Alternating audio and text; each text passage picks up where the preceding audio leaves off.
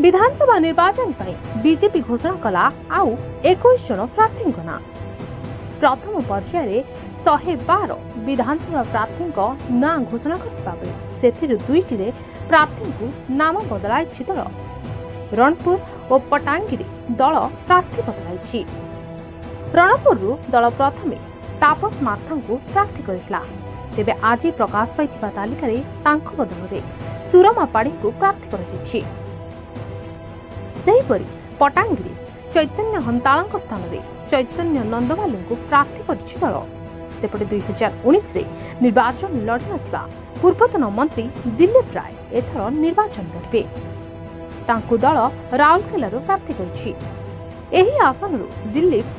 3 थर विधानसभा को निर्वाचित होती 1985 और 1990 जनता दल टिकेट रे से विजयी होते 2014 से यही आसन बीजेपी टिकेट रे विधानसभा को निर्वाचित होते। Bureau report media voice.